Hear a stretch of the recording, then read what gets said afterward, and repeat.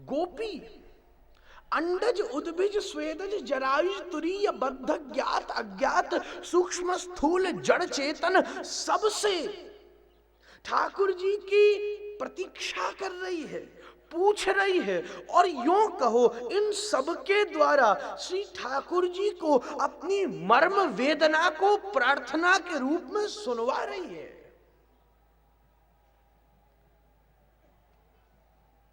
क्योंकि इतने संदर्भ बैठे हैं प्रकृति के, इन सब में कृष्ण है। और विशेष ब्रज का तो ब्रज में बैठी द्रुम लताएं, वृक्ष, पतंग, मत्स्य, ये भैया साधारण और दुनिया वाले जैसे नहीं है, ये विशेष है। पहली बात है, स्वयं इस सब का निर्माण श्री किशोरी जी ने अपने स्वहृदय ने कहा, ठाकुर जी विचार कर लो, फिर से आप हमसे झूठ बोल रहे हो, झूठ बोलना आपको शोभा नहीं देता। अरे पितामह कैसी बात कर रहे हो, मैं कैसे झूठ बोल सकता हूं, मैं बिल्कुल सच कह रहा हूं, ब्रह्मा से विशेष मेरे पास कुछ नहीं है। नहीं गोविंद, मेरी मति में भ्रम मत डालो, मेरे को मत भटकाओ। अरे अगर ब्रह्मा से भी बड़ा कुछ देना चाहते हो, मुझ पर कृपा करना चाहते हो, तो एक काम करो, मुझे वृंदावन की कोई एक घास बना दो। जब इसके ऊपर चलती हुई तुम्हारी प्रेम गोपांगनाएं विचरण करेंगी और उनकी चरणों से बरसी हुई उनकी रेणु से मुझे ब्रह्मा का स्नान होगा, तो मैं ब्रह्मा भी कृतकृत्य और धन्य धन्य हो जाऊंगा। उद्धव ब्रज से जाता है, प्रार्थना करता है, ठाकुर से जाकर के बोला, अरे इस ब्रज की दूरबाहों में लौटने का अगर सुहित सौभाग्य मुझको प्राप्त हो जाए। ज्ञान गुदड़ी में उसकी ज्ञान की गुदड़ी को उतार दिया। गया था तो सूखा सूखा गया था, लौटा तो गीला गीला लौटा। गया तो सूखा, ओहो यहां व्यवस्था अच्छी है, यहां ये हो, यहां ये हो, परामर्शों के साथ, विमर्शों के साथ, व्यतिरेकों के साथ, भेदों के साथ। और लौटा तो उसको कुछ नहीं दिख रहा था, चारों तरफ विविध रूप में खड़े हुए श्री गोविंद का दर्शन हो रहा था। बड़े बड़े अभी एक परिवार आकर वृंदावन की परिक्रमा, हमने कहा गिरिराज जी की देकर आओ, तो घबराए गए बेचारे, इतनी 21 किलोमीटर की लंबी साथ को। तो हमने कहा चलो अच्छा वृंदावन की दिया कम से कम, वो छोटी है, चलो अच्छा ठीक है वृंदावन की दे आते। वो गया वृंदावन की परिक्रमा दे करके और वापस लौट करके आया, बड़ा टेढ़ा मुंह बना के उदास बैठ के हमारे सामने बैठ गया। हमने कही क्या बात हो गई? महाराज आपने कहां भेज दिया हमको, बड़ा गंदा मुंह बनाए। उन्हें कि क्या हो गया? बोले महाराज चरणों में फपोले पड़ गए हैं, छाले पड़ गए, इतनी गंदगी, सुअर डोल रहे थे, पत्तल पड़े हुए थे, भीषण गंदगी मच रही है, हम क्या बताएं, राम राम राम राम, इतने कंकड़ पड़े हैं, इतनी कूड़ा पड़ा है, हमारे पैर कैसे खराब हो गए, अब 15 दिन हम चल भी नहीं पाएंगे, हमारी सामर्थ्य नहीं है, आपने हमें कहां पे भेज दिया, हम नहीं जाएंगे दोबारा। उतनी देर में उनके बाद गया एक वैष्णव हमसे आज्ञा लेकर के और दर्शन परिक्रमा करके तुरंत 15-20 मिनट के बाद वहां पर पहुंचा। बड़ा नाच रहा था, बड़ा प्रसन्न था, बड़ा आनंद था, बड़ा महाराज खिलखिला रहा था। हमने उससे पूछी, भैया तू तो परेशानी नहीं दिख रहा है, क्या हो गया? तुझे कोई कंकड़ नहीं मिले, पत्थर नहीं मिले, गंदगी नहीं मिली, पत्तल नहीं मिले, क्या बात हो गई, कैसे नाच रहा है? बोला महाराज आई एम वेरी सॉरी, मैं देख नहीं पाया, मैं तो मस्ती में था, मैं कल फिर से जाऊंगा, फिर अच्छी तरह देख करके आऊंगा कहां कंकड़ कहां पत्थर है, then I will give you the report, I am very sorry, मुझे कुछ पता ही नहीं चला। मैंने कहा क्यों, तू क्या देख रहा था? अरे भगवान क्या बताऊं आपको मैं, आज जैसे ही मैंने परिक्रमा शुरू करी तो देखा श्याम सुंदर नंदनंदन मेरे बगल में से दौड़ करके गए और उनका उड़ता हुआ पीतांबर मेरी मुद्रिका में फंस गया, उसका गोटा, और मैं बड़ा रोकूं, अरे रुक जाओ जरा, फंस गया है, रुक जाओ जरा, पर वो सुनने को तैयार नहीं है छलिया। और आगे वो भागे जा रहा और पीछे मैं भागे जा रहा, वो छूटी नहीं रही। और बड़ी मुश्किल से जाके बड़ी देर में मेरी अंगूठी से उसका पीतांबर निकला तो वो भाग गया। और जब मुझे होश आया तो पता चला परिक्रमा पूरी हो गई। वो उसी आनंद में वृंदावन की परिक्रमा दे आया। हम अभी संदर्भों में है, विदर्भों में है, भेदों में है। उद्धव भी था,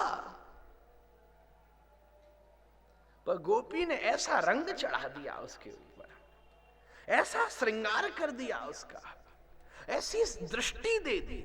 कथा में दृष्टि ही मिलती है, चश्मा ही मिलता है। यहां से हम किस लिए आते हैं कि हमारी सृष्टि बदल जाए।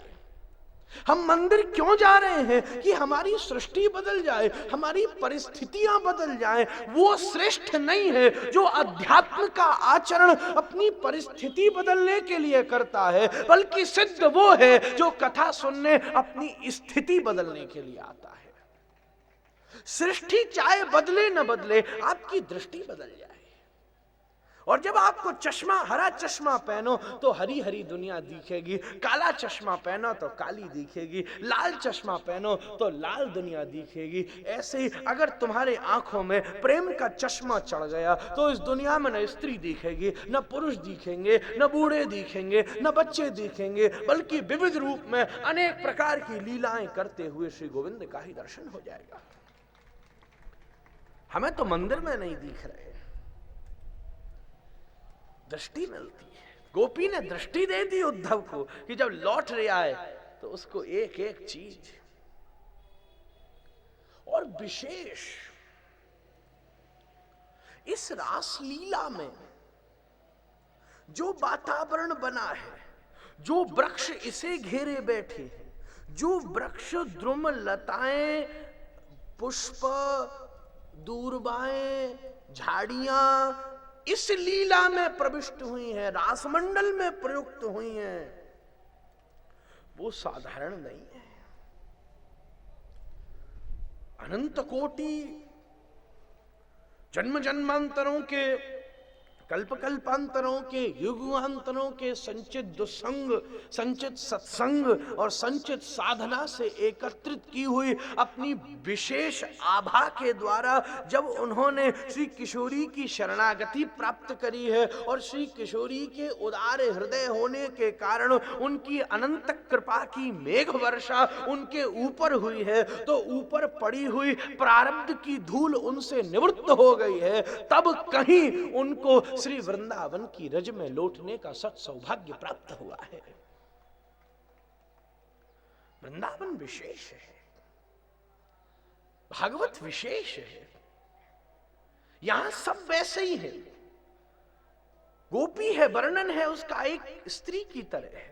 घास है, वर्णन है उसका जैसे यहां लगी हुई है। वृक्ष है, वर्णन है उसका जैसे हमारे आंगने और जंगलों में लगे रहते हैं। पर ये उससे दिखने में एक से हैं, नाम में एक से हैं, पर बहुत बड़ा अंतर है। एक बार क्या हुआ, दिवाली के बाद एक महात्मा एक घर के पास से जा रहे थे और भीतर से बच्चों के लड़ने की आवाज आई। मां मैं तो हाथी खाऊंगा, मां मैं तो ऊंट खाऊंगा, मां मैं तो घोड़ा खाऊंगा। महाराज तो महात्मा तो डर गया। महाराज 10 बजे का समय और ये 10 बजे जब ब्रेकफास्ट के टाइम में हाथी और ऊंट खाते हैं तो लंच में तो न जाने क्या खा जाते होंगे। उसने तुरंत जाकर के दरवाजा खटखटाया, दरवाजा खोला। क्या बात है बाबा? बोले हमको भैया उन बच्चों का दर्शन करा दे जो अपने नाश्ते में हाथी और ऊंट खा जाते हैं। भैया नाराज हो गई, बाबा बुद्धि बिगड़ गई है क्या? क्या बात कर रहे हो आप? हमारा शुद्ध वैष्णव पवित्र शाकाहारी गृहस्थ है, ठाकुर जी को अर्पित करके हम एक तिनका भी मुख में रखते हैं। कैसी बात आप कर रहे हो? ये अपशब्द आपके द्वारा कहना उचित बात नहीं है, हमारे घर में नहीं होता है। अरे कैसी बात कर रही है? मैंने अभी अभी अपनी कानों से सुना है, किसी दूसरे से थोड़ी ना। मैं खिड़की से निकल लिया था, तेरे बच्चे लड़ रहे थे, हाथी खाऊंगा ऊंट खाऊंगा, जब आया हूं मैं। मैया बड़ी जोर से हंसी और बोली, महाराज आप बात समझे नहीं, कल दीपावली थी ना, तो श्री लक्ष्मी जी के पूजन में प्रयुक्त हुए वो मिस्री के हाथी, मिस्री के ऊंट, मिस्री के घोड़ा खाने की मांग कर रहे थे, युद्ध कर रहे थे। वो कोई प्राकृतिक थोड़ा ही ना है, वो तो लक्ष्मी जी के द्वारा प्रसादी मिस्री के बने हाथी ऊंट है। एक जंगल का हाथी होता है जिसके पास रक्त मांस मज्जा हस्ती है, जिसके पास जन्म मृत्यु है, जिसके पास भाग्य प्रारब्ध है, जिसके पास कर्म है, जिसके पास ईर्ष्या है, जिसके पास काम क्रोध लोभ मोह मद मात्सर्य है, जिसके पास प्रतिश्राय है, प्रतिहिंसा है, प्रतिस्पर्धा है, प्रतिश्याय है, अन्य प्रकार की स्पर्धाएं हैं, मात्सर्यताएं हैं। महाराज क्या क्या उसमें भरा हुआ है, पर उसका नाम भी हाथी है। पर दूसरी तरफ जो मधु से निर्मित हुआ उसी आकार का प्रसाद रूप में निर्मित जो आकार है उसका नाम भी हाथी है। दोनों का नाम हाथी है, पर दोनों में बहुत बड़ा भेद है। इसमें जन्म मृत्यु प्रारब्ध आदि फंसा हुआ है, वो जन्म मृत्यु प्रारब्ध से निवृत्त है। इसमें रक्त मांस मज्जा हस्ती भरी हुई है, इसमें कुछ नहीं भरा है, केवल मीठा ही मीठा भरा हुआ है। ऐसे ही वृंदावन के भीतर द्रुम भी हैं, लताएं भी हैं, वृक्ष भी हैं, स्त्रियां भी हैं, सत्पात्र पुरुष भी हैं, मंडल भी है, सब कुछ बहुत कुछ वैसा ही है जैसा हम रासलीलाओं में देखते हैं, जैसा हम प्रकृति में देखते हैं। पर उसमें बहुत बड़ा भेद है। दुनिया में जो है उसका प्रारब्ध है, दुनिया में जो है उसका भाग्य है, उसकी जन्म है, उसकी मृत्यु है। पर जो भागवत के अंतर्गत श्री रास मंडल में वृंदावन में बैठे हुए हैं वो इन सब से निवृत्त है। इनके ऊपर से लेके नीचे तक न हस्ती है, न मांस है, न मज्जा है, न रक्त है, केवल ऊपर से नीचे तक कुछ है। तो राधा माधव के अनंत कृपा का रस भरा हुआ है। नाम वही है पर भेद अलग है। नाम वैसे ही रखा है, दूरबा कह दिया, कह रहे कच्चित करवका शोक नाग पुन्नाग चंपक रामानुजो मानिनी नाम मितो दर्प हरस्मित। नाम सबरे वही बोले जो हम बोलते हैं, पर वो जिस अशोक से पूछ रही है वो अशोक वास्तव में कोई शोक रहित महात्मा ही है। ये साधारण जड़ वृक्ष नहीं है, सिद्ध महात्मा है। वो भृंग, वो भौबरे जिनसे वो पूछ रही है वो कोई साधारण कमलों के ऊपर बैठ करके उनके प्राकृतिक मकरंद का आस्वादन करने वाले भंवरे नहीं है, बल्कि श्री किशोरी जी की कुंतल अलकावलियां जो श्री रास विहार के समय श्री गोविंद से आलिंगन आश्लिष्ट होते समय कभी कभी उनके मकराकृत दिव्य कुंडलों में जाकर के आबद्ध हो जाती हैं, वो कुंतल अलकावलियां ही गुंजायमान होती हुई भ्रमरों के रूप में प्रकट हो गई हैं, क्योंकि उनको श्री गोविंद के स्वतंत्र रसानंद आस्वादन की अभिलाषा की कामना का उदय हुआ है। अलग है, उनमें भेद है, साधारण नहीं है। यहां रासलीला चले, कोई नाचे कूदे, क्योंकि हम रास शब्द बोलते हमारे सामने नजारा आ जाता है, एक पुरुष है, 4-5 स्त्रियां नाच रहे, maybe some dance. Ras is not the form of dance. In fact, it is the highest form of spiritual experience. It is the desire of every devotee. जहां ह्रास नहीं है, जहां पतन नहीं है, रास चल लिया सब आकर के बैठ करके देख सकते हैं, पर वहां पर बैठने वाले साधारण नहीं है, वहां विशेष बैठे हुए हैं। कौन डोले गोपियों के आसपास? स्वयं ब्रह्मा है, ब्रह्मा श्रोता बन करके आ गए। स्वयं लक्ष्मी है श्रोता बन करके आ गए हैं, स्वयं भगवान शिव है श्रोता बन करके आ गए। आप शिव को देखिए, गोपेश्वर बने हुए बैठे। रोज भोलेनाथ अन्नपूर्णा जी के यहां पहुंच जाते हैं, माता भिक्षाम देही, भिक्षाम देही। और अन्नपूर्णा जी जो खप्पर में डाल देती हैं, भोलेनाथ उसी को लेकर के खूब प्रसन्न हो जाते हैं। नहीं तो आज तो लेने और देने वालों की 50 और चॉइस है, ये नहीं चाहिए वो चाहिए, जो दे देती है। आज जब भिक्षा लेने के लिए गए, अन्नपूर्णा जी कंदमूल फल ले आकर के डाल दिया तो ना ना ना ना, आज हमको कंदमूल फल नहीं चाहिए, आज हमको विशेष भिक्षा चाहिए। क्या विशेष भिक्षा चाहिए? बोले आज हमको आपका नारी स्वरूप चाहिए। क्या करोगे इसका? बोले इसके बिना हमारा रास लीला में प्रवेश नहीं हो सकता, और हमें श्री गोविंद की लीला दर्शन की कामना का उदय हो गया है, आप ही पूरा कर सकती हो। अन्नपूर्णा जी प्रसन्न हो गई और भोलेनाथ को ला करके भोलेनाथ का बड़ा सुंदर श्रृंगार उन्होंने कर दिया। हाथ में बिच्छू कातर लिपटी थी, उसको उतार करके सुंदर मुद्रिका और कंगन पहना दिए। कंठ में बड़े भुजंग लिपटे हुए थे, उसको उतार करके सुंदर मणिमय हारों को उन्होंने पहना दिया। सारे महाराज वस्त्रों को दिव्य सुरक्षित करते हुए सुंदर निधि में श्री भोलेनाथ को उन्होंने सुंदर बना दिया। महाराज नकली बाल लगाने की तो आवश्यकता थी नहीं, पहले से ही लंबे लंबे थे, पर उलझे थे तो बढ़िया शैम्पू लगा करके उसको सुलझा दिया और बढ़िया केश बना डाले उनके। पूरा श्रृंगार और काजल और कुंडल पहना करके और घूंघट करते हुए भोलेनाथ को ब्रज में भेज दिया। तो महाराज रुंझुन रुंझुन करते, कटी किंकणी कुणन करते, हाव भावों को प्रकट करते, मंद मंद स्मित बलोकों को प्रकट करते श्री भोलेनाथ ब्रज में पधारे।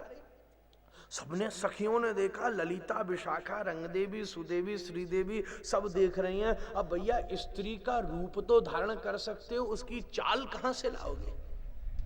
ये लक्षण ग्रंथों की चर्चा है। पुरुष केवल 65 प्रकार से चलता है, हमने बताई थी। स्त्री का गमन 375 प्रकार से होता है। वो गमन कहां से लाओगे? तो भोलेनाथ तो साड़ी पहने हुए भी पहलवानों की तरह चले आ रहे थे।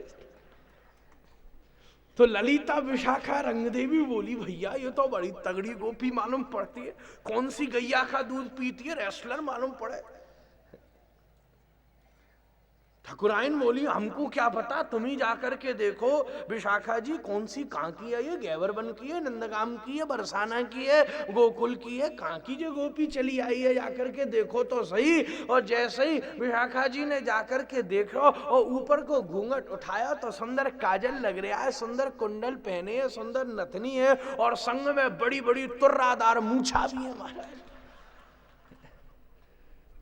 एकदम विशाखा जी बोली, अरे अरे अरे, ये ना घेवर बन की है, ना नंदगाम की है, ना गोकुल की है, ना बरसाना की है, ये गोपी तो साक्षात रासलीला का दर्शन करने कैलाश से पधारी है। अरे अरे, गोपेश्वर पधारे हैं, गोपेश्वर पधारे हैं।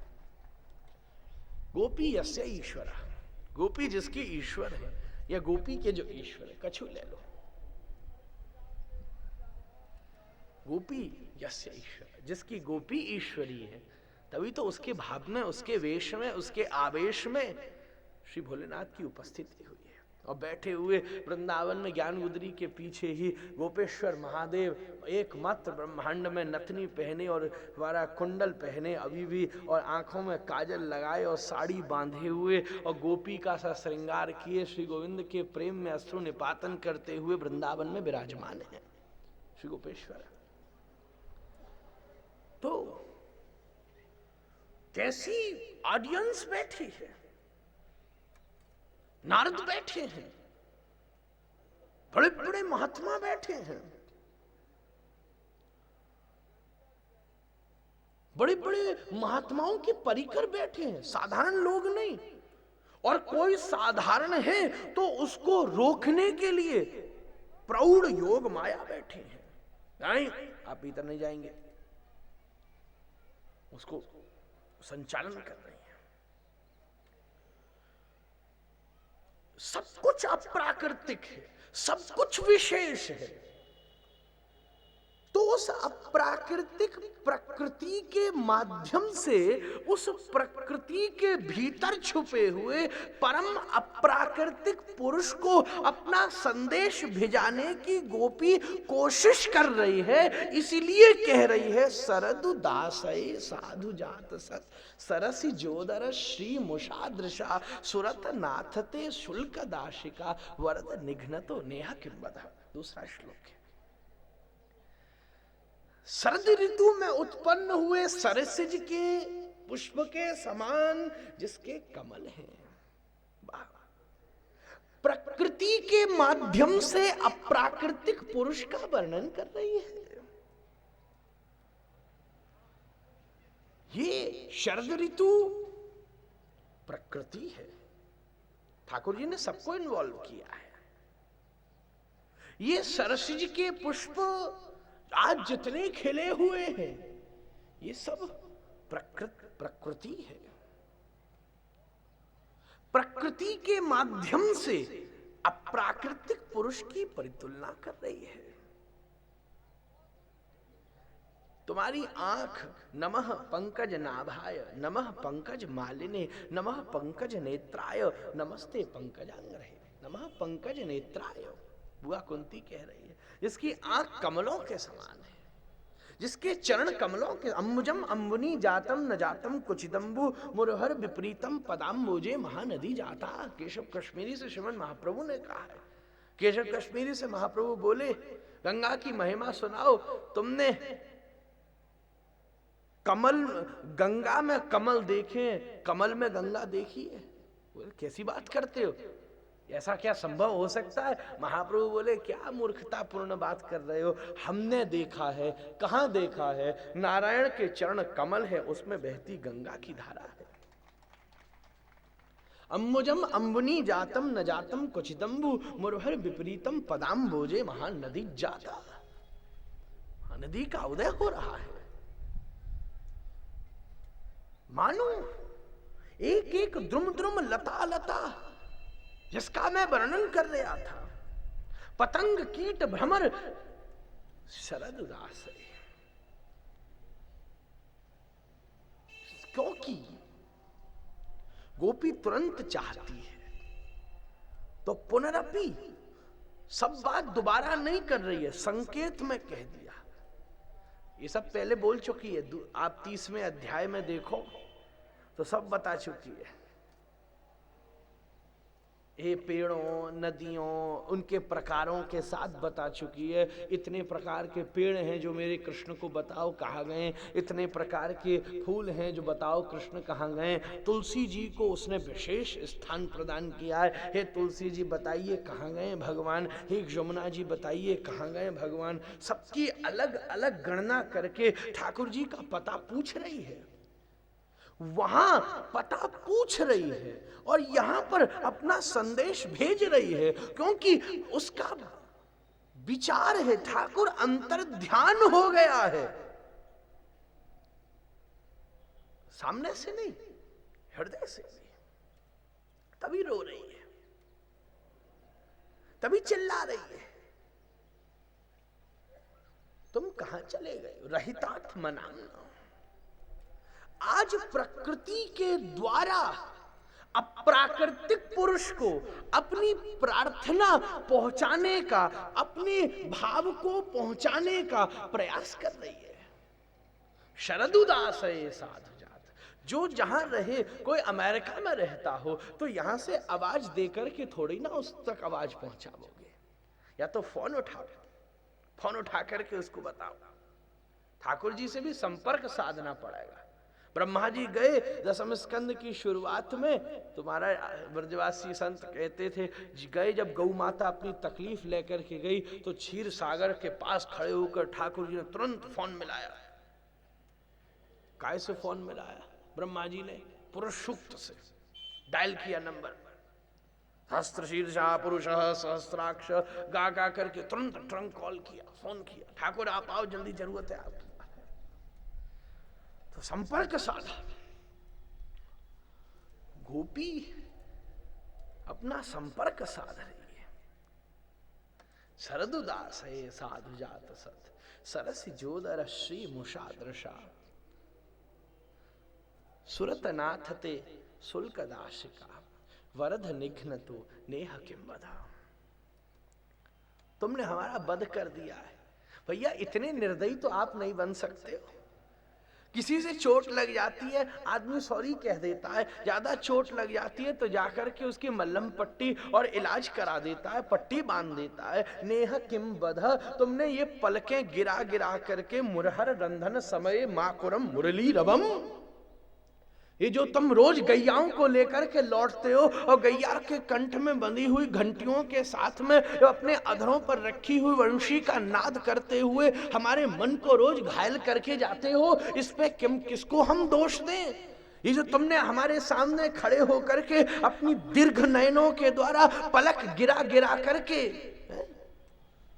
हमारा वध कर दिया है, कह रहा है रल्लक भल्ल भग्न मनसा, रल्लक भल्ल भग्न मनसा, नेह किम बधा। जो हमने श्लोक बोला वो रामायण का है। रल्लक भल्ल भग्न मनसा, ये जो रल्लक रूपी भल्ल है, श्लोक लिखा है हनुमंत लाल जी महाराज ने। किसी ने पूछा हनुमान जी से, भैया कैसा है, कैसा वर्णन चाहिए? तो हनुमान जी वर्णन कर रहे हैं। रावण कोई गया, रावण का पहरी था, रावण भीतर बैठा था। ब्रह्मन न धैनस नई समस्तुष्णी बहिस्थीयताम,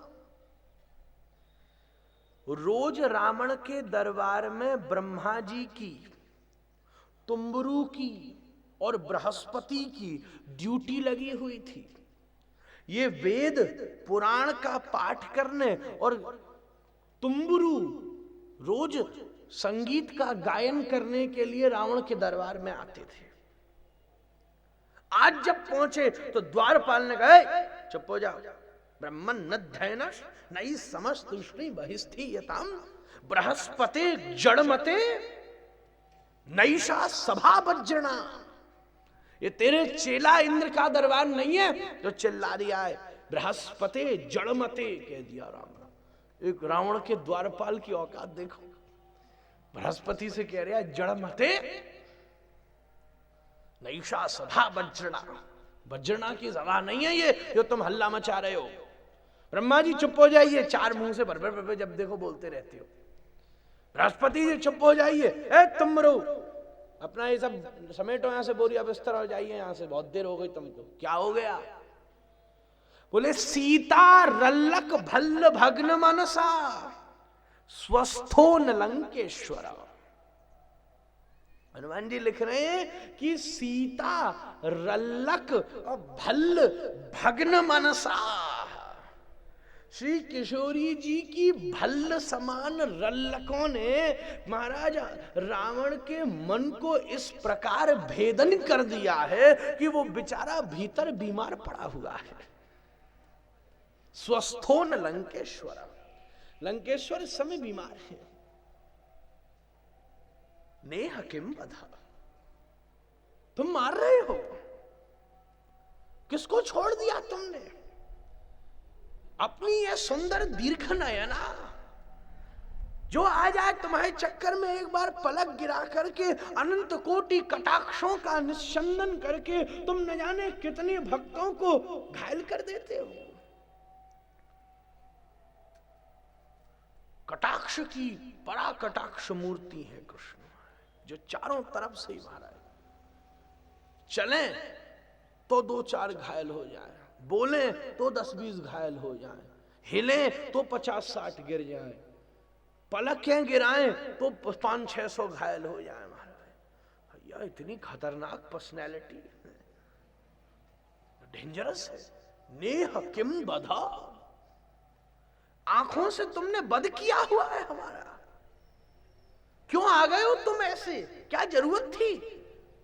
बनियाते आए थे नृसिंह बन के, आए थे कूर्म बन के, आए थे हयग्रीव बन करके। ये अनंत कोटि लावण्य आनंद कंद सौंदर्य को धारण करके आने में क्या हमारी गलती थी? जो तुम इतने सुंदर बन करके आ गए हो और देख देख के, हंस हंस के और हिल हिल के और बोल बोल के और पलकों को गिरा करके आंखों से तुम हमारा रोज वध किए जाते हो। भैया गलती से किसी को चोट भी लग जाए तो तुरंत उसको उसकी दवाई कर दी जाती है, मल्लम पट्टी कर दी जाती है, उसकी औषधि लगा दी जाती है। तुमने ये इतने घावों को करके अपने नैनों के गिरने से कटाक्ष बाणों के द्वारा हमारे दिल में इतने घाव कर दिए हैं और हमको नहीं पता था कि हमारा प्रियतम इतना निर्दयी हो जाएगा कि कम से कम आज यहां पर दर्शन दे करके उस दिल में पड़े हुए घावों के ऊपर मल्लम पट्टी भी लगा दे। हमारी मल्लम पट्टी केवल एक ही चीज से हो सकती है। तुम आकर के फिर से एक बार मंद मंद मुस्कुराते हुए हमको देख लो। जहर की दवाई जहरी होती है। पुराने समय में कहते थे सांप काट ले तो दूसरे सांप से काटा दो। अब पता नहीं है कहां तक असली, ट्राई मत कर लेना भैया के, हाँ हम मुसीबत में पड़ जाए। सांप काट ले तो एक आता है, उसको निकाल ले। तुमने जिन आंखों के गिरने से हमारे मन को घायल किया है, वही तुम जब आकर के हमारे सामने खड़े होकर के मंद मंद मुस्कुरा करके कहोगे कि हे गोपियों तुम हमारी हो, यही हमारे हृदय की पीड़ा को शांत कर पाएगी।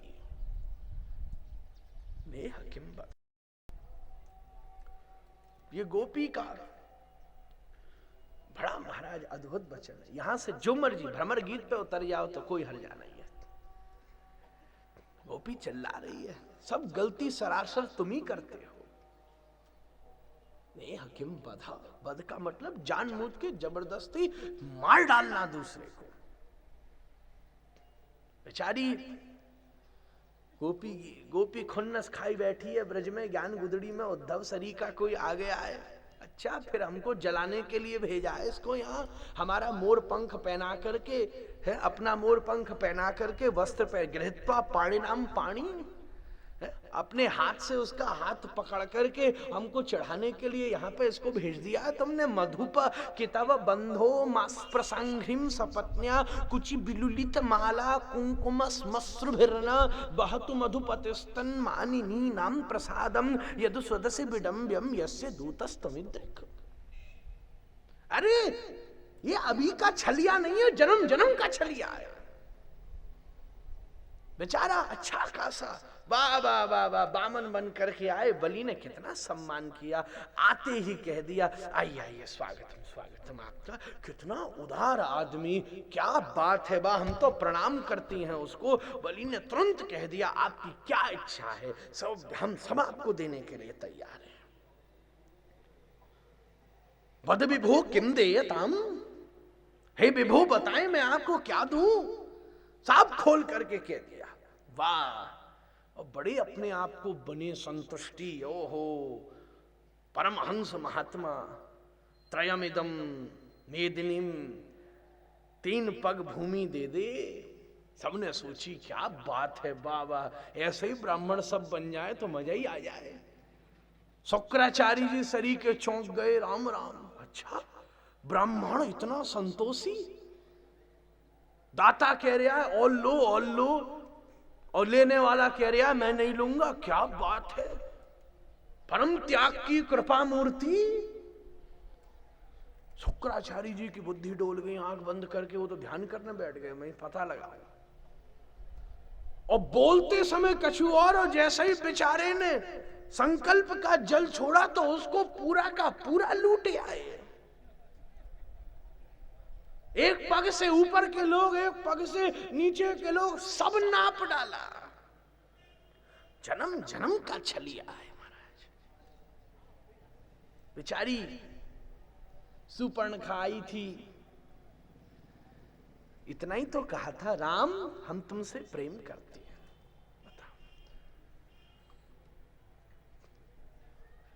तीनों दृष्टांत दे रही है गोपी। एक तरफ ब्रह्मचारी, कोई पत्नी नहीं, एक तरफ एक पत्नी, और अब बहु नायिका बल्लभ।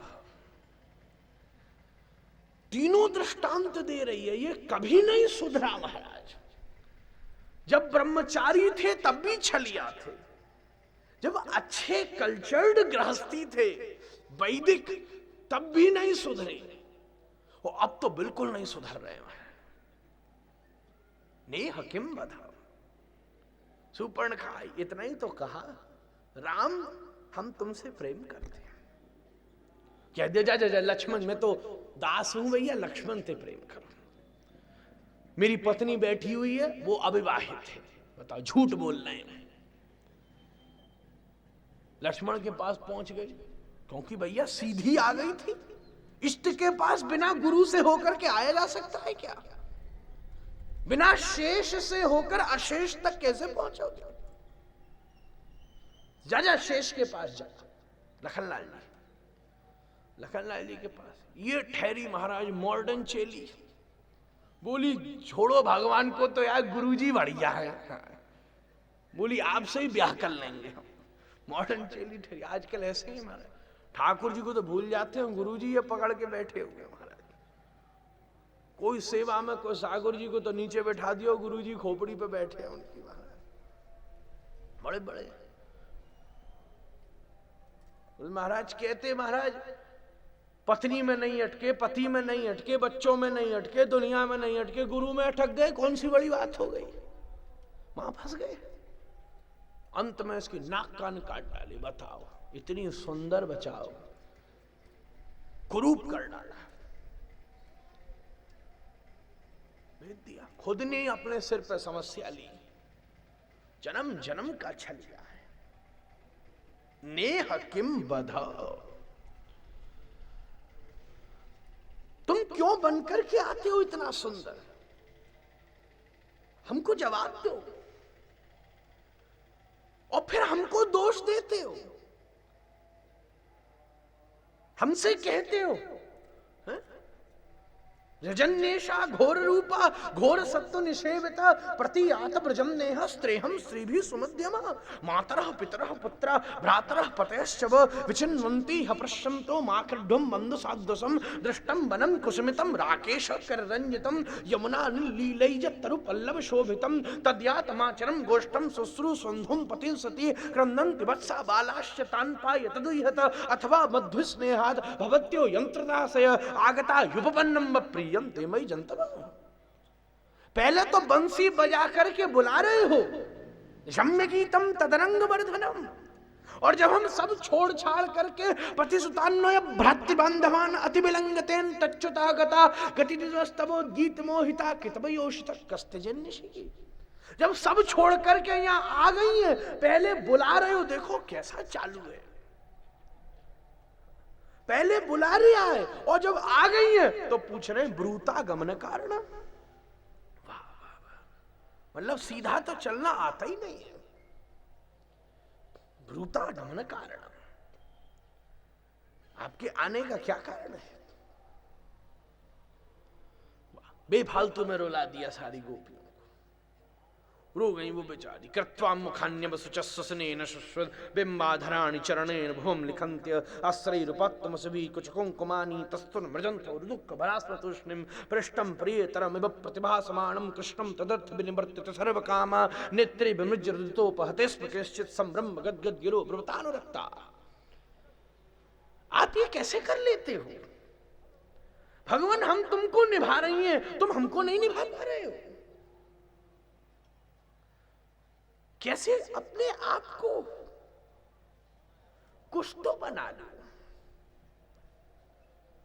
आप भगवान हो, ब्रह्म हो, परमात्मा हो, चिन्मय हो, चैतन्य में हो, वो सब बाहर वालों के लिए हो। हमारे सामने ये सब एक्सक्यूज आपके नहीं चल सकते कि हमारी जो मर्जी होगी सो हम करेंगे, कि भैया हम भगवान है, कि हम परमात्मा है। अरे अगर तुम भगवान हो और परमात्मा हो तो हमारे बिल्कुल नहीं हो। तुम भी चलो और हम भी चले मस्ती से, हमें तुम्हारी कोई जरूरत नहीं है। फिर तुम तो तब हमारे हो कि न तुम भगवान रह जाओ, न तुम परमात्मा रह जाओ, न तुम ब्रह्म रह जाओ, हम तुम्हारी प्रेयसी हो जाएं और तुम हमारे प्रियतम बन जाओ, और हमें किसी चीज की जरूरत नहीं है। ये एक्सक्यूज आपके नहीं चलेंगे यहां पर। नेह किम बधा, आंखों से ही बद कर दिया है। ठाकुर जी की सबसे विशेष, सबसे प्रथम और प्रथम आकर्षण करने वाला क्या है? उनका रूप। ऐसी आंख, ऐसी नाक, ऐसी बाल, वंशी विभूषित कनांग नवनीर दाभात, पीतांबराद अरुण बिंब फलाधरोष्ठाद, पूर्णेन्दु सुंदर मुखाद, अरविंद नेत्रात, कृष्णात परम किमपि तत्त्वम हम न जाने। ऐसा रूप है। प्रथम आकर्षण श्री ठाकुर जी के रूप से होता है, और द्वितीय आकर्षण श्री ठाकुर जी के हाथ में लगी हुई वंशी से होता है। रूप औरों के पास भी है, पर अस्त्र शस्त्र लेकर के सब खड़े हुए हैं महाराज। एकमात्र सबसे ज्यादा नॉन वायलेंट दिखने वाला लॉर्ड ही सबसे ज्यादा डिस्ट्रक्शन करता है। The most non violent, having nothing, no weapons, just keeping a fleet and a stick. और स्टिक के बारे में भी पूछ लो कि क्यों रखी है आपने? गैया चराते हैं, ग्वारिया है, इसलिए उनको संभालने के लिए। कुछ नहीं रखा जिसने, वही भैया सबसे खतरनाक निकल गया। कोई और है तो पहले से ही सावधान हो जाओ। शंख चक्र गदा पद्म लिए नारायण, हाँ भैया सावधान रहना, ज्यादा टेढ़ा मत बोलना, फट चल जाएगा अभी। हाँ, ब्रह्मा जी शिव सब भोलेनाथ बैठे तपस्या में है, कोई हर्जा नहीं है। बढ़िया, सबसे पहले तो डरा रहा गले में बैठा, उनको भोजंग ही। फिर चलो वहां से बच लिए तो पास में रखा त्रिशूल, बेटा सावधानी से बात करो, घोप देंगे अभी। हनुमान जी बैठे बड़े सौम्य सरल, आहा सकल देखो क्या ठाकुर जी के चिंतन में लगे हैं। श्री राम जय जय राम, पास में रखिए गदा, नेक टेढ़ाबाजी करी, खोपड़ी फोड़ देंगे अभी।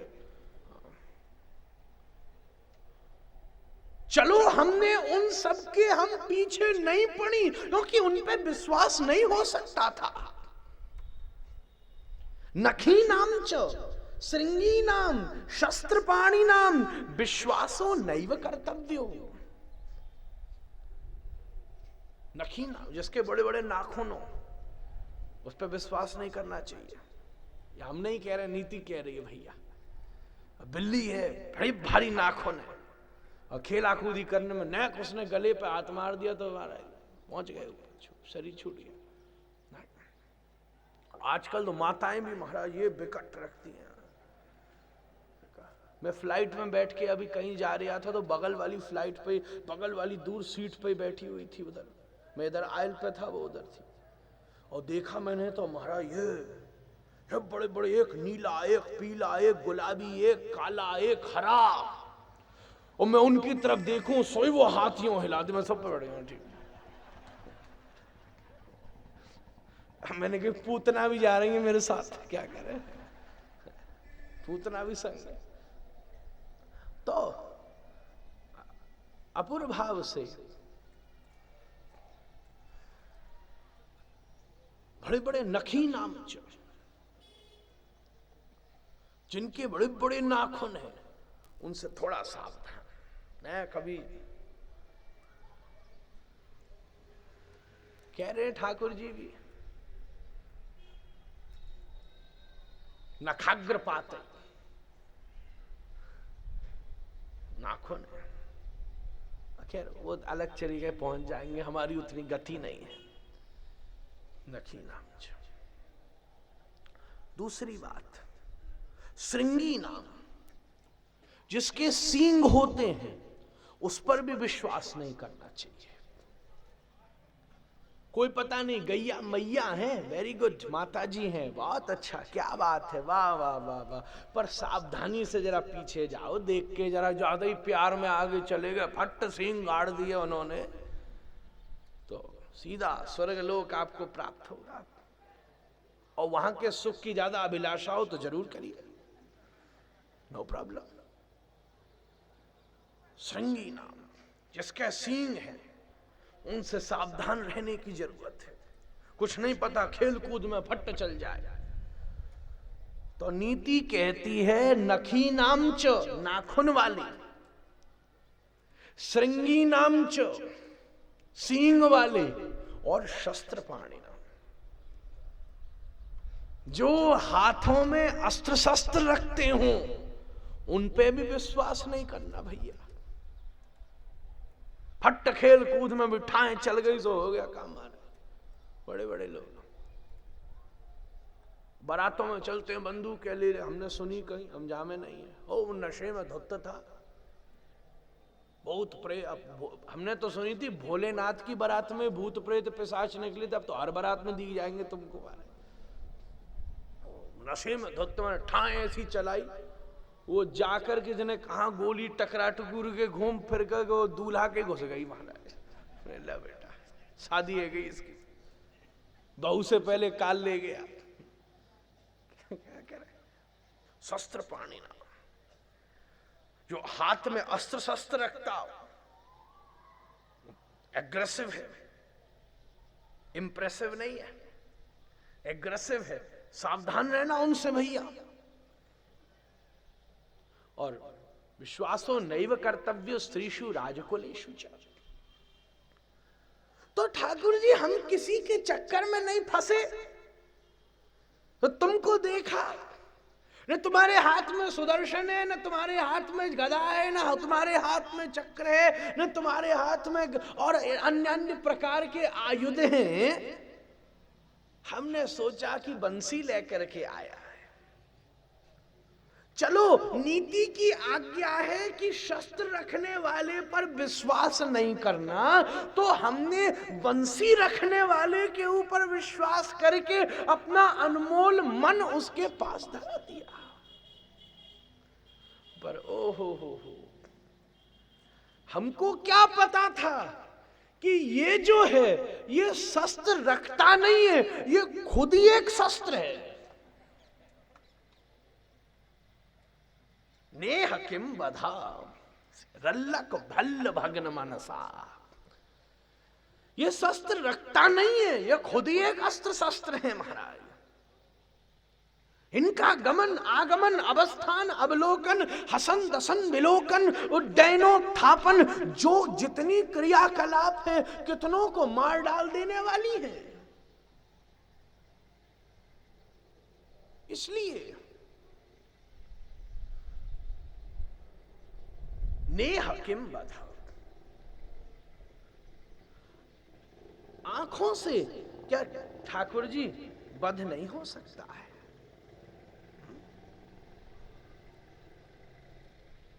आंखों से क्या मृत्यु नहीं हो सकती है? और गदितुम नृशंसम मयिबम विभोर हति भवान गदितुम नृशंसम। हमको नहीं पता था कि तुम इतने ज्यादा कठोर हो सकते हो, इतने ज्यादा क्रूर हो सकते हो। अस्त्र शस्त्र हाथ में है नहीं, तो हमने सोचा था एग्रेसिव नहीं है, इंप्रेसिव है। इंप्रेसिव भी है और एक्सप्रेसिव भी है। पर आज तो इन्होंने जो किया है वो सब डिप्रेसिव हो गया है, डिप्रेसिव कर दिया है। हम क्या करें? हमको नहीं पता था। गदितुम नृशंसम, ये बात गोपी पहले भी कह रही है। जब ठाकुर जी ने पूछ लिया कि तुम यहां पर क्यों आई हो, ठाकुर ने कही, गोपियों ने कही, गोविंद तुम अपनी स्थिति को मत भूलो, औकात पे मत भूलो। नृसिंह बाराह कूर्म बन करके तो आग वाग निकाल करके और गदादा लेकर के तो तुम्हारा काम बन गया। इस बार जो तुम आ गए हो, अपनी आदमी को अपनी औकात नहीं भूलनी चाहिए। आप आज भूल रहे हो तुम कोई प्रेम करने योग्य हो? जरा अपने ऊपर नजर उठा करके तो देखो। किसी माता को अपनी कन्या का किसी से ब्याह करना हो तो पहले नंबर की चीज है वो देखती है कि लड़के में रूप है कि नहीं। पहली बात है रूप। तो तुम कौन हो? काले कलूटे, काजल की मूर्ति ऊपर से नीचे तक, कौन दे देगा? गोपी बोली, कन्हैया बोले हम कोई काले थे क्या? वेद पढ़ लो, ब्रह्म ज्योति तो श्वेत होती है, काले कैसे हो गए? बोले इसमें तुमने मुझे काला किया है, मैं काला थोड़ी ना हुआ हूं। बोले तुमने कैसे कर दिया? हमने कैसे कर दिया? बोले सखियन अखियन पुत्रिन राखी राखी मोह कारो करिडारो। हे सखियों, तुमने मोटा मोटा काजल आंखों में लगाए करके और मुझे उसमें बंद कर करके गोरे कृष्ण को भी काला कर दिया। और तुम्हारे काले वर्ण को देख करके तो हम बड़ी प्रसन्न हुई थी। देखो ये दूसरा भाव है। गोपी आज याद दिला रही है ठाकुर को बीती अपने ऊपर सब, कि हम बड़ी प्रसन्न हुई थी जब तुम्हारे जन्म लेने के बाद हमने तुमको काला देखा। क्यों? एक गोपी आकर के बोली यशोदा मैया से, हे यशोदा तू गोरी, बाबा गोरे, ये दो गोरों में कालिया कहां से आ गया? बताओ, दो यूरोपियंस में एक अफ्रीकन आ जाए, गोरों में कालिया कहां से आ गया?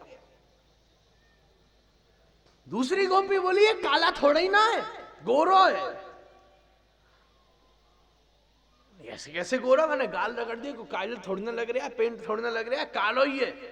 अरे बात तो सुन, जे बता बादरन को रंग कैसो होवे?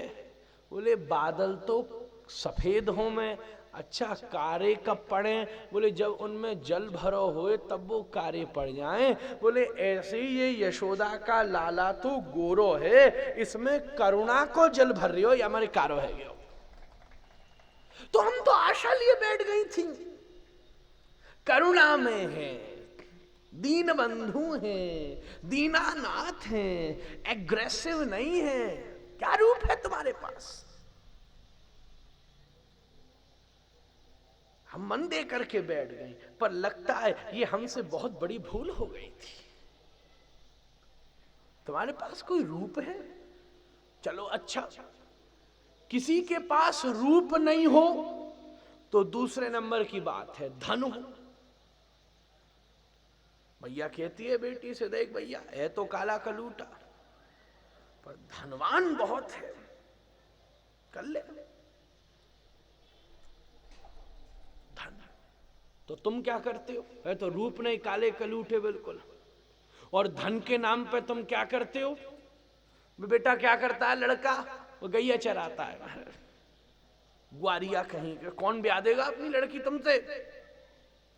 चलो, रूप नहीं हो, धन नहीं हो तो तीसरे नंबर की बात है गुण हो।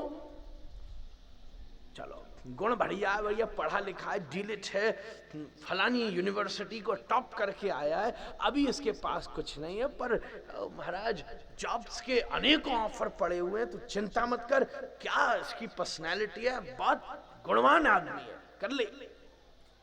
तो तुम्हारे पास गुण भी नहीं है, गुण के नाम पे क्या ने लड़का, बोले चोर जार शिखामणि। चोरों और जारों में शिखामणि। महाराज जार की तो क्या व्याख्या करें, जो अनेकों के बीच में से भी चुपचाप इशारे से अपनी प्रेयसी को निकाल करके ले जाए। अनेकों के संदर्भ में पक्ष है भैया, पूरा घूंघट सब जगह नहीं खोला जा सकता है। तो कौन दे देगा तुमको अपनी लड़की? फिर भी हमने तुमको अपना मन दिया है, तुम अपनी स्थिति को मत भूलो। गदितुम नृशंसम, कठोर कहीं के, नृशंस कहीं के, हमने तुम पर इतना विश्वास किया जब से तुमने जन्म लिया था, ना अस्त्र शस्त्र लाए थे महाराज, वर्ण भी अपना शाम लेकर के आए थे। हाँ, बड़े सरल यशोदा नंदन एक ग्वारिया के घर में पैदा हो गए थे। बाबा राजा हो महाराजा हो, लिमिटेड अप्रोच है। श्री रघुनाथ जी का प्रादुर्भाव हुआ, राजमहल अवधेश सब थोड़े ही ना जा सके। नृसिंह भगवान का प्रादुर्भाव हुआ, ओहो भैया पत्नी ने पहचानने तो मना कर दिया। लक्ष्मी जी बोली हम तो बाद में मिलेंगे। तुमने जितना अपना अरेंजमेंट बनाया, वेरी क्लेवर। एक ग्वारिया के यहां पैदा हुए, नंद यशोदा के यहां प्रकट हुए, आहा भीड़ लग गई। किसी के जन्म पर ऐसा उत्सव नहीं हुआ है जैसा गोविंद के प्रादुर्भाव पर उत्सव हुआ है। नंदोत्सव है। कभी मौका मिला तो उसके ऊपर भी चर्चा करेंगे। गोपाल चंपू, आनंद वृंदावन चंपू, उज्ज्वल नीलमणि अलंकार, कौस्तुभ ललित माधव, विदग्ध माधव, गोविंद लीलामृतम, भरे पड़े हैं महाराज। फिर ब्रज के और सूरदास जी महाराज के और फिर विविध आचार्यों के पद्य पदावली के ऊपर नंदोत्सव की वो चर्चा है जो 15 दिन तक खत्म नहीं होगी। क्या बात है, भीड़ लगी पड़ी है।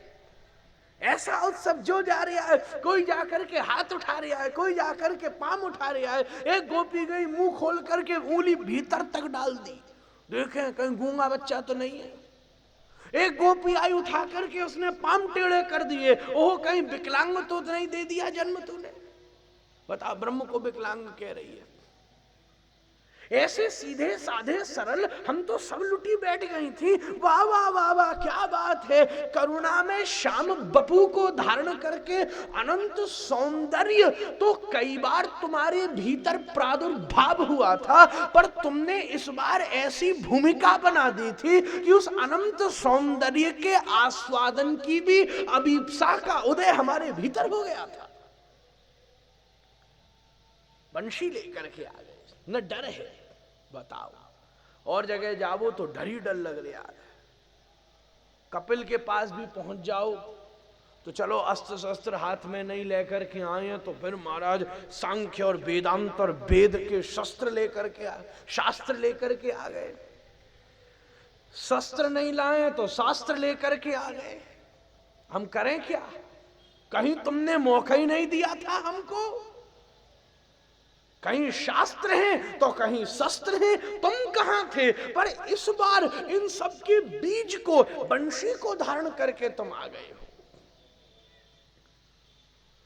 श्री गोपी गोविंद से प्रेम भी इसलिए करती है क्योंकि हाथ में उनके बंशी है।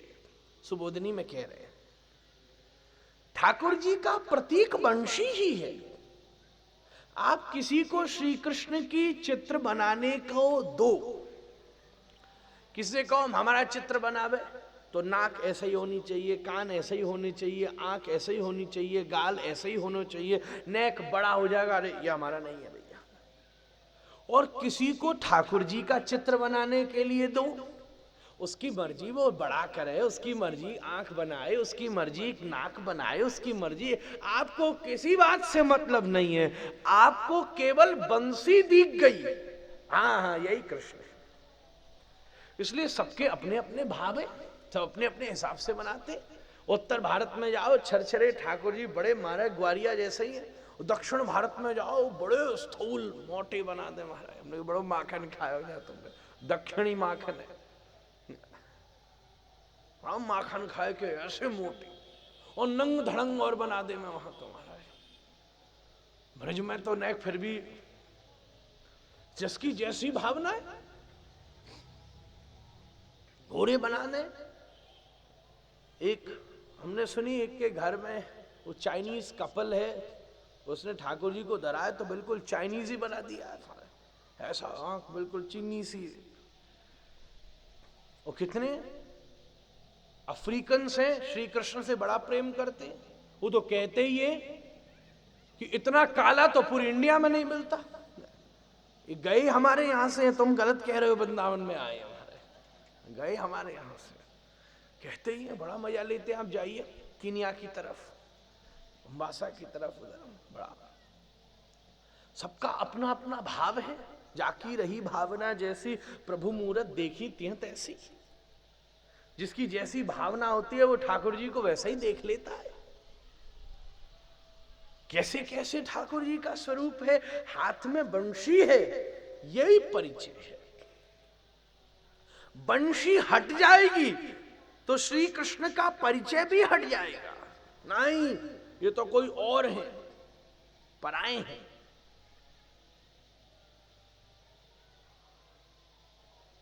एक लीला हुई ब्रज में। एक बार श्री किशोरी जी और श्याम सुंदर ने कहा कि एक क्रीड़ा करें, रास बिहार में। क्या क्रीड़ा करें? बोले चलो हम छुप जाते हैं, तुम हमको ढूंढो।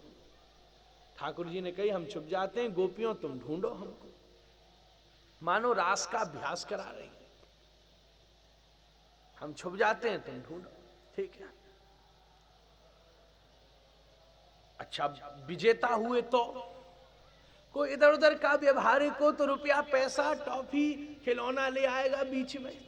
ये रस की लीला है। इसलिए किशोरी जी ने मंद मंद मुस्कुराते हुए कहा कि हे श्याम सुंदर, अगर हम जीत गए तो आपके आलिंगनोत्सुक का आस्वादन कर लेंगे, और अगर आप जीत गए तो अपने आश्लेष को प्रदान कर देंगे। बात निश्चित हो गई। ठाकुर जी जाकर के छिप गए। समस्त गोपियां श्री किशोरी जी जाकर के निकुंज वन में श्री ठाकुर जी को ढूंढ रही हैं। हे माधव, हे गोविंद, कहां गए कहां गए, सब जगह ढूंढना चल रही है। बड़ी देर हो गई, किशोरी जी बड़ी गंभीर हो गई, कहां गए श्याम सुंदर। उतनी देर में श्री किशोरी जी ठाकुर जी के पास पहुंचने ही वाली थी तो क्या हुआ, एकदम ठाकुर घबरा गए कि ये तो अब हमको पकड़ लेंगी। तो घबराहट में एकदम वहीं पर उनके बीच में चतुर्भुज होकर के प्रकट हो गए। किशोरी चौंक गए, ओहो नारायण आ गए। अरे विशाखा, ललिता, रंग देवी, सुधे, जल्दी जाओ, आरती का थाल लेकर के आओ, माला फूल पुष्प लेकर के आओ, अभ्यर्थना करो, अर्चना करो। ऐश्वर्य सिद्धि संपन्न नारायण का प्रादुर्भाव हो गया है। वाह वाह वाह। विशाखा जी थाली लेकर के आ गई माला फूल की। श्री किशोरी जी आरती करने लगी, महाराज चावल चढ़ाने लगी, माला पहना करके। जब हृदय में विरह उदित हो गया, अरे श्याम सुंदर तुम कहां चले गए हो, अब तो नारायण भी यहाँ पर आ गए हैं। अरे नारायण की अभ्यर्चना तो स्वामी के साथ में हो सकती है, तुम अब आ क्यों नहीं जाते हो? इस क्रीड़ा को आप खत्म कर दो और हम और तुम दोनों खड़े होकर के नारायण की उपासना में संलग्न हो जाएंगे। किशोरी जी के हृदय से इतनी विरहाग्नि का ताप निकला कि जैसे आग के पास में माखन रखो तो पिघल जाता है, ऐसे ही किशोरी जी के विरहाग्नि के तप्त भाप से श्री गोविंद के दो हाथ ही पिघल गए और दो लेकर के प्रकट हो गए। किशोरी जी ने कहा तुम? मुंह मोड़ करके चल जाए। आज के बाद तुम निकुंज में मत आना, हमारा और तुम्हारा संबंध खत्म हो चुका है, हम तुमसे परिचित नहीं हैं। ठाकुर, आज तक मेरे जीवन में ऐसा अपराध तो किसी ने भी नहीं किया होगा। किशोरी चली, ठाकुर हाहाकार खाने, हरे स्वामी जी क्या गलती हो गई हमसे, क्या बात हो गई गोपियों, सब गोपी रूठ करके चल गई। तब विशाखा आगे आई, क्योंकि ठाकुर अश्रुनिपातन करता हुआ, रोता हुआ, प्रेमाश्रु पूर्णो हरि, अश्रुनिपातन करता हुआ, रोते हुए, क्रंदित होते हुए विराजमान हुए। तो विशाखा ने कही अब रजामंदी करानी पड़ेगी। तो किशोरी से जाके कहा अब इनको क्षमा कर दो। गोविंद, आपने ये ऐसा काम क्यों कर दिया? आप माधुर्य की अक्षुण्ण धारा में इस ऐश्वर्य के विष को कहां से ले आए? इस प्रेम में पूजा को कहां से ले आए? प्रेम में पूजा की क्या आवश्यकता थी? बुरा नहीं मानना, ये ऊंची बात है। विशाखा कह रही है प्रेम में पूजा ऐसे ही हो जाती है जैसे देवताओं की सभा में कोई राक्षस घुस आया हो। ये आपने क्या कर दिया? हे ठाकुर, अगर हम सबके उस दिव्य बचाए हुए, संभाले हुए मन को चाहते हो ना, तो हमको तुमसे एक वचन चाहिए कि आज के बाद तुम बंशी को मत छोड़ना, क्योंकि अगर तुमने बंसी छोड़ दी तो हम तुमको छोड़ देंगे, हम तुम्हारा परित्याग कर देंगे। ये आप माधुरी में ऐश्वर्य को कहां से ले आए? आपको शोभा नहीं देता। ठाकुर, आपने बहुत बड़ा अपराध कर दिया है। जब ठाकुर जी ने खैरथ मनाई, क्योंकि ब्रज में काम ही एक है, मनाने काम है, मनाने का, पैर दबाने, कर्म का फल तो सबको ही मिलता है भैया। खूब दबा लिए तो आज दबाने ही पड़ेंगे वृंदावन में, वैकुंठ में दबाएं तो वृंदावन में दबाने ही पड़ेंगे। कर्म का फल तो सबको ही मिलता है, क्या करें? हे ठाकुर, हमने तुमको इतना अच्छा समझा था, इतना काम समझा था, इतना रिलैक्स, इतना सूदिंग समझा था, पर हमको नहीं पता था कि तुम जितने मीठे हो उतने ज्यादा खतरनाक हो। नेह किम वधा, एक एक चीज हे गोविंद तुम्हारा हमारा वध किए देती है। भैया, एक एक श्लोक ऐसा है, एक एक अक्षर ऐसा है कि जितनी मीमांसा इसके ऊपर करे चले जाओ उतनी ही कम हो जाती है। ये तो डूबने का स्थल है, डूबते चले जाओ, डूबते चले जाओ, जितना डूबोगे उतना ही मजा ले पाओगे। घृष्टम घृष्टम पुनः, जितना घिसोगे उतना ही चंदन मीठा निकलेगा, जितना जलाओगे उतना ही सोना अच्छा निकलेगा। कथा की रसधारा तो ऐसा ही होती है भैया। एक एक श्लोक के ऊपर विविध आचार्यों की टीका की क्यारी में खिले हुए फूलों को निकाल निकाल करके जितना सजाना चाहोगे वो सब सज जाएगा। गोपी आज वही कह रहे हैं, हे ठाकुर,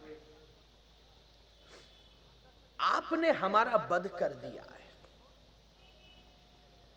नेह किम वधा, इसका मतलब यह नहीं है कि वध करना ही तुम्हारा स्वभाव है। देखो, इसका मतलब यह नहीं है कि तुम मारते ही हो। आज तुमको लगता है भ्रम हो गया है, जो तुम मार करके चले गए हो, तुम मारने वाले नहीं हो, तुम बचाने वाले हो, तुमने बचाया है। देख लो, विष जलाप्य व्याल राक्षसाद वर्षमारुताद वैद्युतानलाद वृषमयात्मजात विश्वतो भयात ऋषभ ते वयम रक्षिता मुहु। यूं लो, हम वही हैं, हम वही ब्रजगोपांगनाएं हैं, हम वही ब्रजवासी हैं, वही तुम्हारे प्राणाधार, तुम्हारे अंतरंग, तुम्हारे अनंत प्रेममय मूर्तिभूत प्रेम स्वरूप ब्रजवासी हैं, जिनको तुमने विष से बचाया है, अग्नि से बचाया है, वर्षा से बचाया है, इन अन्य प्रकार की कंस के द्वारा प्रेषित की हुई इतनी स्थितियों से, विपरीतताओं से तुमने हमें बचाया है। पर ये बताओ, क्या इन सब से बचाकर तुम खुद ही हमें मारना चाहते थे?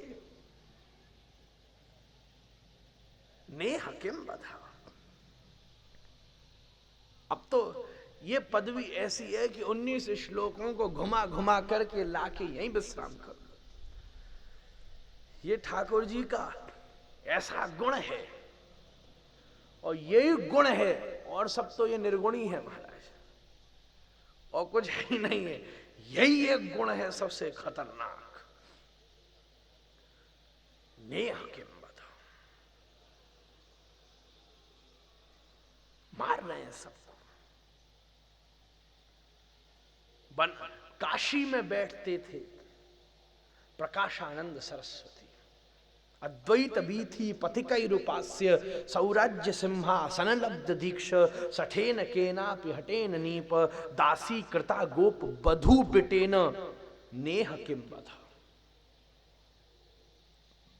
जहां से ले लो,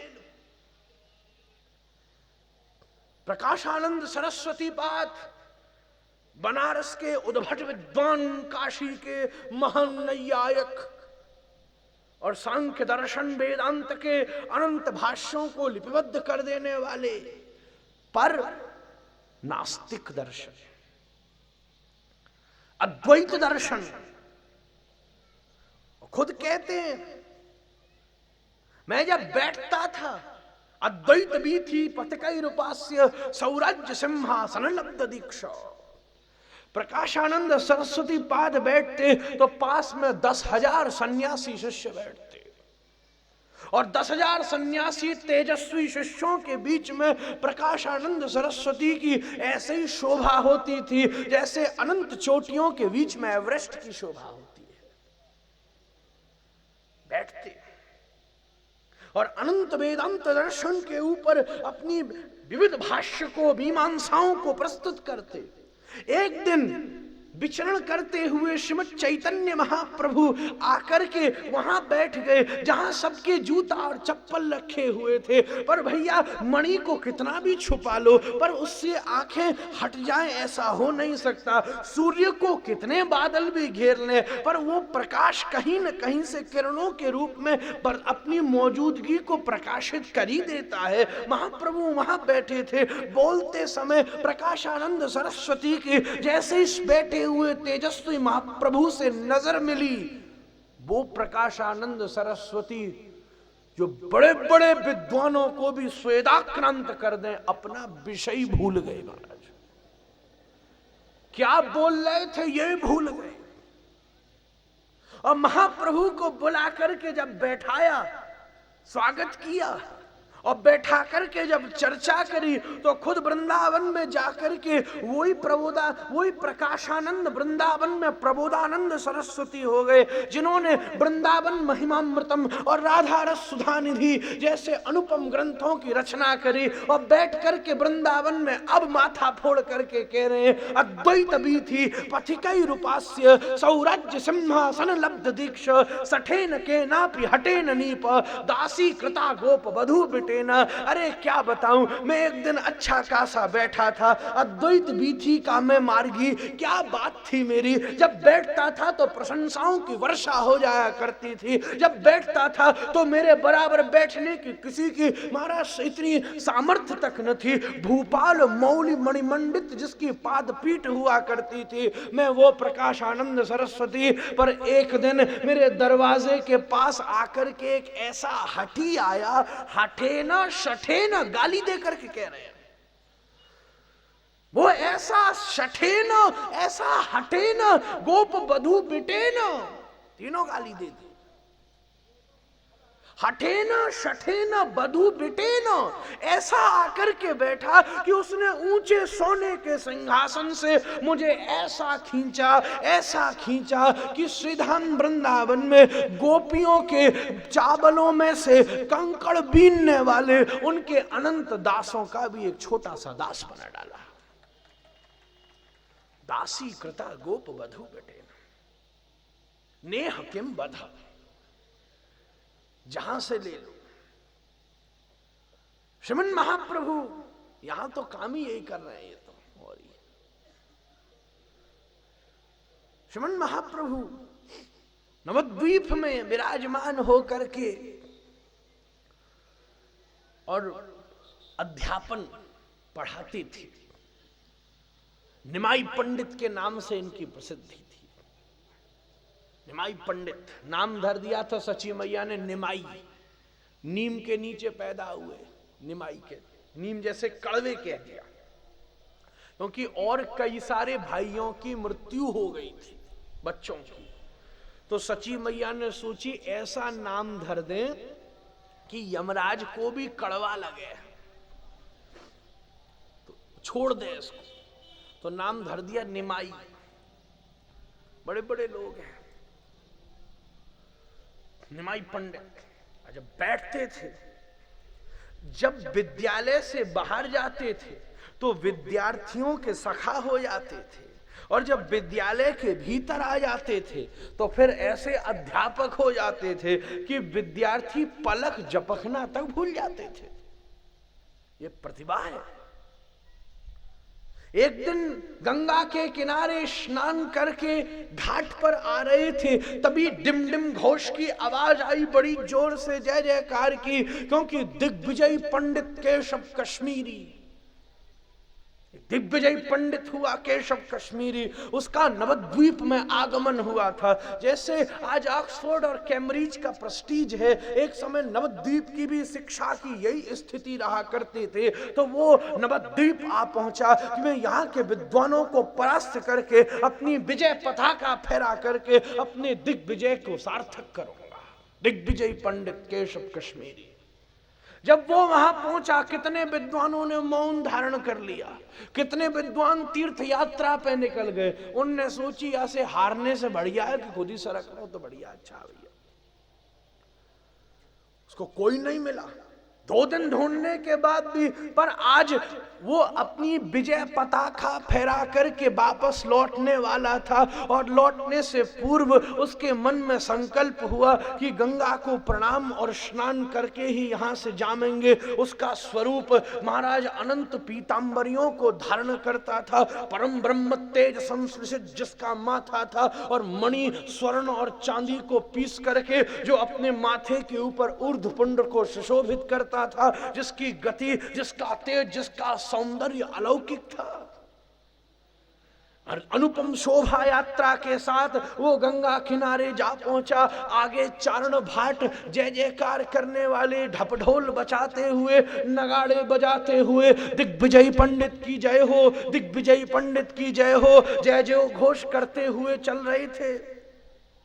उनके पीछे अनंत हाथियों के ऊपर बैठे हुए अंगरक्षक चलते थे, उनके पीछे ऊंटों के ऊपर बैठे हुए सैनिक चलते थे, उनके पीछे अनंत बैलगाड़ियों में पुस्तकालय ही चला करते थे। उन सब के बीच में ये दिग्विजय पंडित अपने बड़े प्रतिभावान विद्यार्थियों से घिरा हुआ बीच में चलता था। गंगा के घाट पर पहुंचकर दिग्विजय पंडित नीचे उतरा। इधर उसके शिष्य कहते दिग्विजय पंडित की जय हो, उधर महाप्रभु के शिष्य कहते निमाई पंडित की जय हो।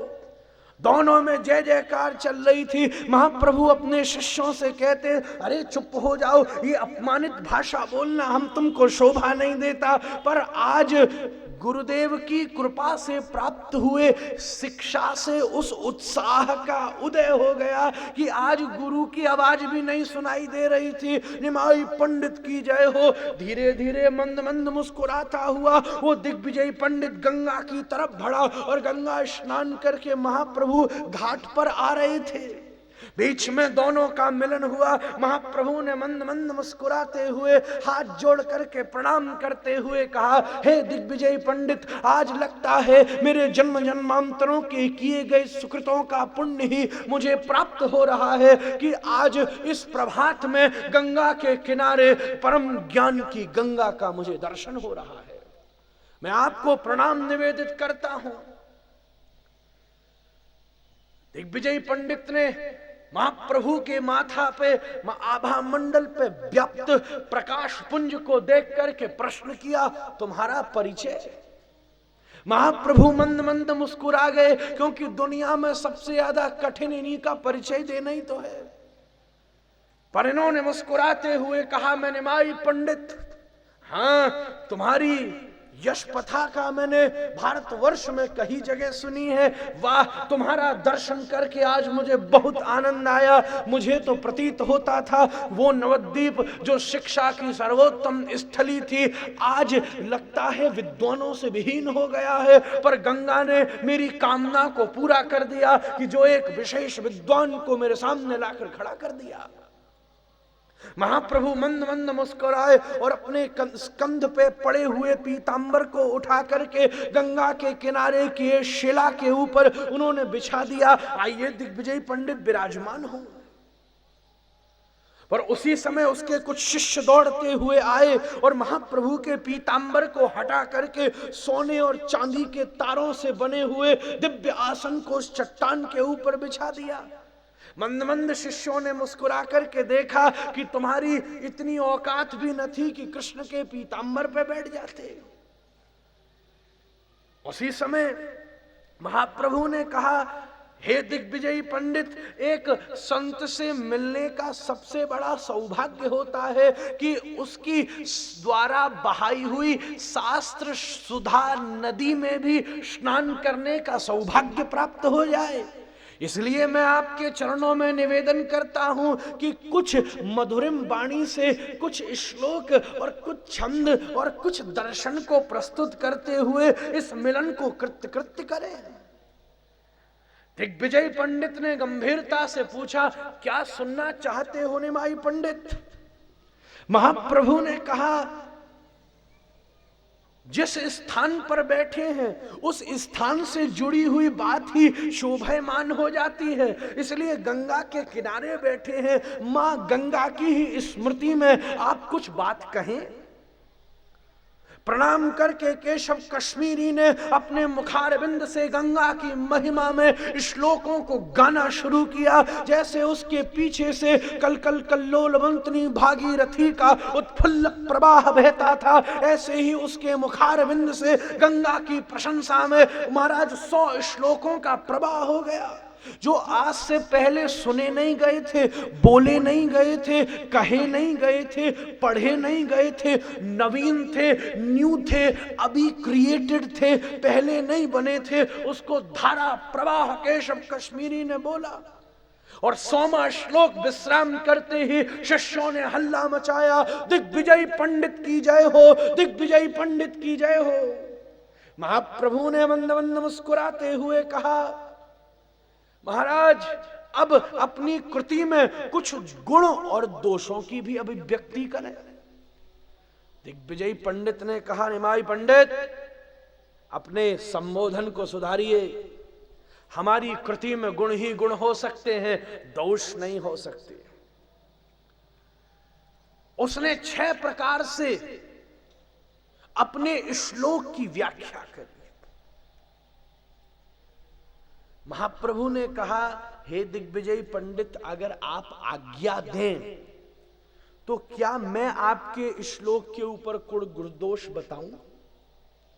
इसकी क्या सामर्थ्य जो गोविंद के प्रस्ताव को मना कर सके? उस समय उसी के द्वारा बोले नवीन श्लोक के ऊपर श्रीमद् चैतन्य महाप्रभु ने महाराज 18 प्रकार से उसके गुणों की प्रशंसा करी और उसमें से 33 प्रकार के दोषों को निकाल दिया। पुनरुक्ति दोष है आपकी कृति में। और जैसे जैसे श्रीमन महाप्रभु उसके दोष की गणना करते जाते थे, ऐसे ही उसके ऊपर से, जैसे सूर्य के ऊपर जब ग्रहण चलता जाता है तो धीरे धीरे सूर्य निस्तेज होता जाता है, ऐसे ही परम तेजस्वी केशव कश्मीरी के का भी तेज धीरे धीरे खत्म होने गया, उसकी मुस्कुराहट कम होती गई। महाराज सारे दास दासियां भाग गए। महाराज विद्यार्थियों ने सोच लिया आज तो हमारे गुरुजी हार गए। बैल सारे बैलगाड़ियां छोड़ करके भाग गए, सैनिक सब चले गए। मंद मंद मुस्कुराते हुए महाप्रभु ने कहा, अगर मुझसे भी कोई गलती हुई हो तो आपके चरणों में मैं क्षमा चाहता हूं। घर में बैठी मेरी बूढ़ी माँ मेरा इंतजार कर रही होगी, मैं और ज्यादा देर यहां नहीं ठहर सकता, इसलिए आपके चरणों में आज्ञा चाहते हुए अपने घर को जाता हूं। महाप्रभु मुड़ करके चल दिए और पीछे विद्यार्थियों के उत्साह की कोई सीमा नहीं। निमाई पंडित की जय हो, निमाई पंडित की जय हो। महाप्रभु ने कहा, अरे शांत हो जाओ, क्षमा हो जाओ, क्या कर रहे हो, विद्वान का अपमान करते हो। पर मंद मंद मुस्कुराते हुए महाप्रभु उन्हें निषेध भी कर रहे थे और कर भी नहीं पा रहे थे। अपूर्व भाव से मंद मंद गति से उनका घर में गमन हुआ।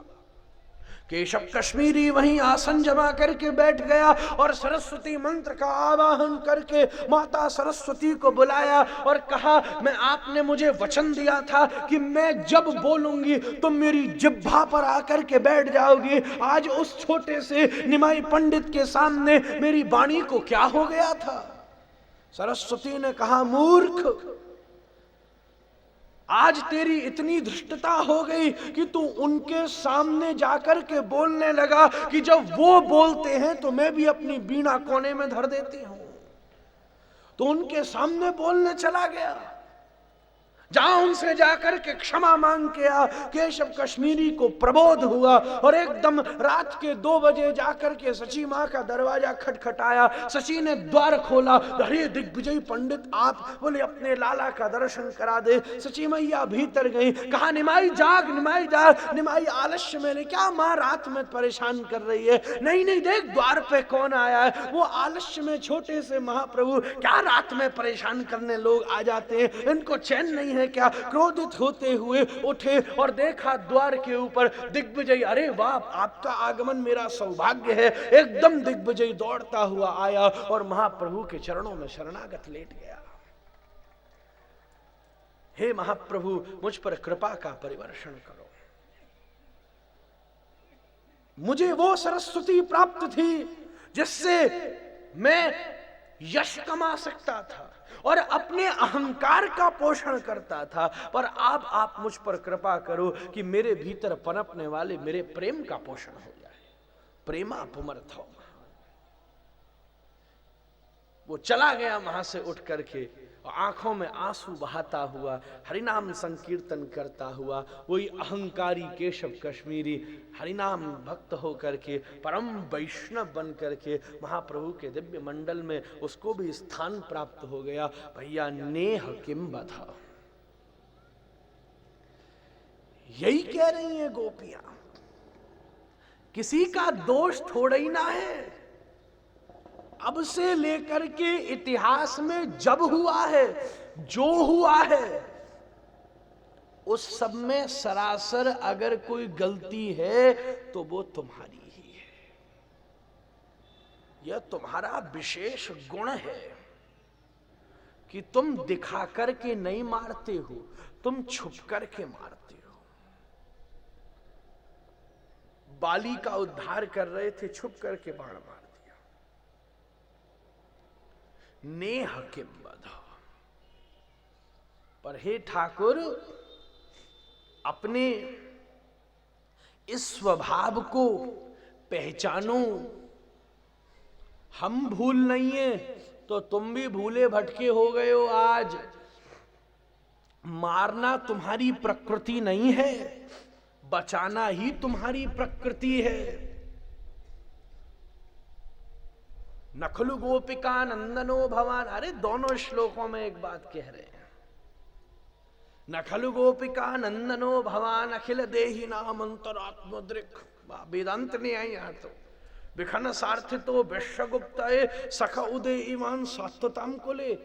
अरे और एक लो, विरचिता भयम विष्णु धुर्यते चरणमीयुषाम संसृतेर भयाद कर सरोरुहम कांत कामदम शिरस देहि न श्रीकर ब्रज जनार्ति हन वीर योषिताम निर्जन स्मय ध्वंसन स्मित भज सखे भवत किम करिष मनो जलरुहाननम चारु दर्शय प्रणत देहि नाम पाप कर्षणम तृणचरानुगम श्रीनिकेतनम फणिफणार्पितम ते पदाम्बुजम कृणुकुचेषु न क्रंदिच्छ्रयन् मधुरया गिरा वल्गु वाक्यया उदमनोज्ञया पुष्करेक्षणा विधि करीरिमा वीर मुह्यति धर सीधुना प्यायस्वना।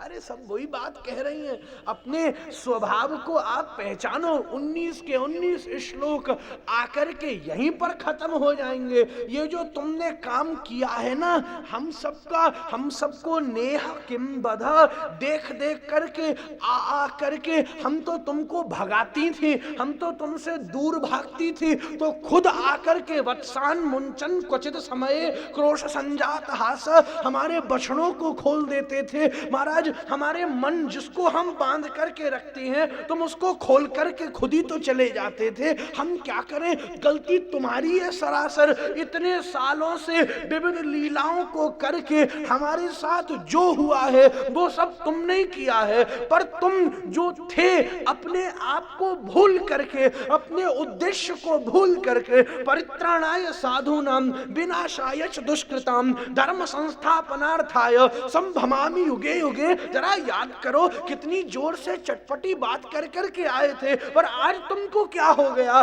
जो नेह किम बधा। यही माधुर्य है। आगे कहां, आगे अगले श्लोक में गोपी ने ऐश्वर्य दिखाया है।